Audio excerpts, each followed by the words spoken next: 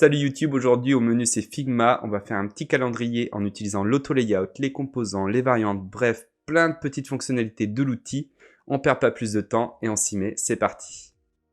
Ok, donc pour l'instant j'ai pas fait grand chose sur ce fichier à part paramétrer les couleurs. J'ai mis une couleur de scène assez sombre parce qu'on va travailler en dark mode. Ça, ce sera le background de notre calendrier. J'ai placé sur la scène deux icônes qui viennent de la librairie Fonta Awesome, mais vous pouvez utiliser la librairie qui vous fait plaisir. Et on va commencer tout de suite ce calendrier en écrivant la date du mois actuel pour créer notre en-tête. Donc on va mettre ça en 24 pixels et en bold pour que ça se voit bien. On va sélectionner nos deux flèches et on va créer un auto-layout en faisant Shift A qu'on va renommer. Hop. On va mettre 20 pixels d'espace entre les flèches. On va centrer et mettre en space between. Pour l'instant, ça ne sert pas à grand chose, mais moi j'aime bien avoir des composants qui sont bien paramétrés dès le démarrage. Ensuite, on sélectionne nos deux éléments, on fait un auto-layout qu'on va renommer en header. On va lui mettre 10 pixels de padding, on va le centrer, on va le mettre en space between et on a un élément responsive.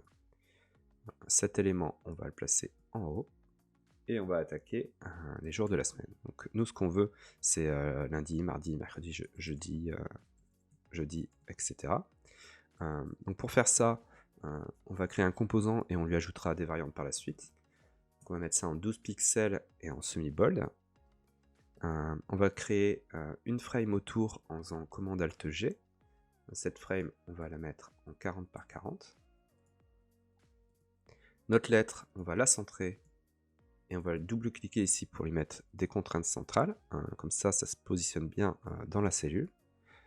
Ici, on renomme ça en Day et on va créer notre premier composant. Ce composant, on ne va plus le toucher et on va le dupliquer pour ne pas l'altérer. Donc un calendrier, c'est très simple, hein, c'est 7 fois la même cellule. 1, 2, 3, 4, 5, 6, 7. On sélectionne nos cellules, on crée un auto-layout, on renomme, hop. Ce qu'on veut, c'est pareil que pour le header, que ce soit responsive. Donc on le met en space between et on le centre. Comme ça, il est responsive en horizontal, mais également en vertical. Et maintenant, ce qu'on veut tout simplement, c'est dupliquer cette ligne pour en avoir 6. 1, 2, 3, 4, 5, 6. Donc là, on va passer à la partie très relou de la vidéo. Je vais le faire en accéléré et vous pouvez le faire de votre côté.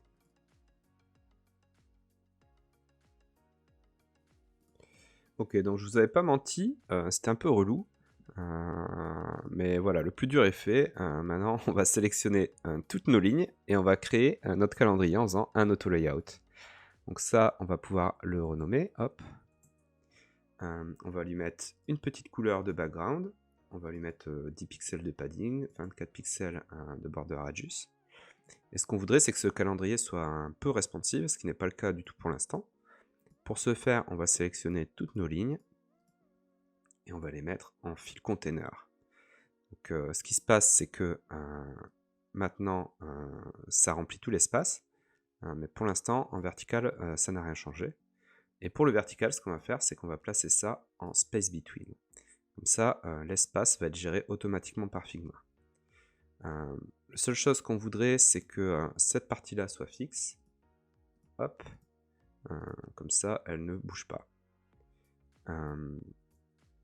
On va lui donner une taille qui ressemble à peu près à la taille qu'on veut pour notre composant à la fin, 400 par 300. Et voilà, là on est déjà pas mal. On voit que ça respire pas assez, on va mettre un peu plus de padding. Ici, on va mettre un peu plus de padding aussi en bas, on va mettre 20 pixels. Et voilà, donc là on a un calendrier responsive, exactement ce qu'on voulait, qui est assez lisible. Maintenant en termes du X, ce qu'on voudrait, c'est que les jours du mois courant, on les voit mieux que le reste. Donc pour ce faire, on va créer une variante ici. On appuie là, on va sélectionner notre lettre et on va la placer en gris. On va renommer la propriété en... alors je suis pas hyper inspiré, on va mettre white. Et donc celui-ci, ce sera yes, et celui-ci, no.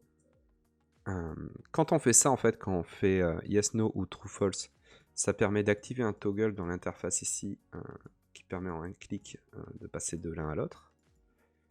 Hop. Voilà. Donc là, on est pas mal. Maintenant, ce qu'on voudrait, c'est voir aujourd'hui, bien mis en avant sur notre calendrier. Donc pour faire ça, on va créer une nouvelle variante. Et on va lui mettre un petit cercle, je sais pas, de 32, 36 pixels autour, qu'on va centrer.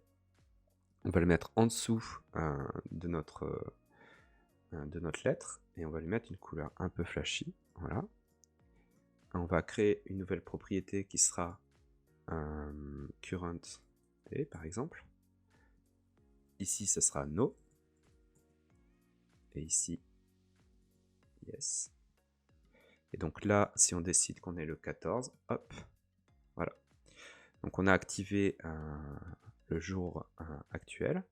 Maintenant, ce qu'on veut, c'est gérer les événements. Donc on voudrait pouvoir dire, ok, j'ai un rendez-vous le 24, deux rendez-vous le 4, etc. Donc pour ce faire, on va créer un nouveau composant. On va créer un petit cercle comme ça de 5 pixels. On va lui mettre un auto-layout autour.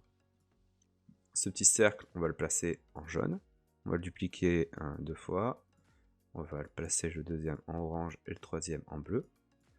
Donc là, ça respire un peu trop. On va mettre 2 pixels entre les éléments et 2 pixels de padding. On va renommer ça en events. Et on va créer un composant. Ce composant, on va aller le mettre là-bas. Hop. On va le dupliquer. Enfin, on va créer 2 variantes. On va les sélectionner et on va leur mettre des contraintes au centre. Comme ça, si on supprime un élément, ça va bien se replacer. Ici, on va cacher les 2 premiers. Ici, on cache le dernier. Et voilà, on a un événement, 2 événements, 3 événements. On peut renommer cette propriété en events number, par exemple. Ici, vous mettez 1, 2 et 3. Donc là, si vous dupliquez votre composant, vous avez un petit select avec 1, 2, 3 qui vous permet de switcher de l'un à l'autre. Donc ce qu'on voudrait maintenant, c'est créer une variante avec ce composant à l'intérieur, c'est ce qu'on appelle un composant nesté. On va le mettre là. On va le centrer, hop. Donc là, c'est pas mal. On va enlever le cercle qu'il y a en dessous, parce qu'on n'en a pas besoin pour notre exemple.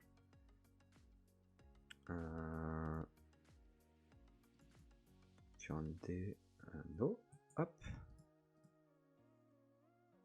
On va créer 2 nouvelles variantes. Hop et hop. Ici, on va sélectionner 1. Ici, 2.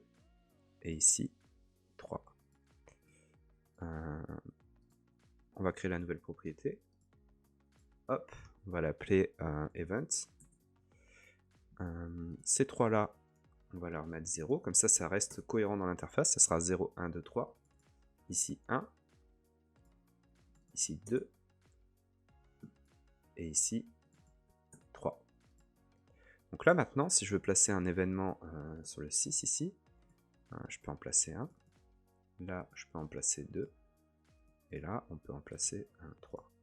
Donc, il y a juste un petit truc qui me plaît pas trop là, c'est l'ordre dans le select là qui est un peu brainfuck. Alors je sais pas pourquoi ça a fait ça, mais pour le régler c'est simple, il suffit de réordonner. Alors là on voit pas bien dans mon Figma en bêta dark mode là, mais c'est parce que c'est pas bien organisé ici. Donc là il suffit de repositionner les éléments. Vous dans votre interface ça sera bien plus clair que ça. Et là, voilà, les éléments vont être bien ordonnés dans le select. Donc voilà, là on a fait un petit calendrier en utilisant pas mal de fonctionnalités de Figma, l'auto-layout, les composants, les variantes, les composants nestés. Donc on pourrait aller plus loin dans l'abstraction et sortir cette lettre pour avoir ce paramétrage à un seul endroit et que ça impacte toutes nos interfaces. On pourrait gérer tous les cas, mais moi, pour mon équipe de développement, j'ai pas besoin de plus que ça en fait. Ils vont très bien comprendre ce qui se passe, surtout que je vais livrer une petite documentation avec. On va continuer à faire des vidéos qui couvrent un petit peu l'auto-layout avec différents cas d'utilisation. Parce que je pense que c'est vraiment une bonne manière de faire aujourd'hui pour être en phase avec les développeurs. Et j'espère que vous avez appris quelques petits trucs en regardant cette vidéo. N'hésitez pas à le dire dans les commentaires. Voilà les amis, c'est terminé pour aujourd'hui. J'espère que ça vous a plu. Si c'est le cas, n'hésitez pas à vous abonner et à appuyer sur la petite cloche, ça fait toujours plaisir. Et je vous dis à la prochaine.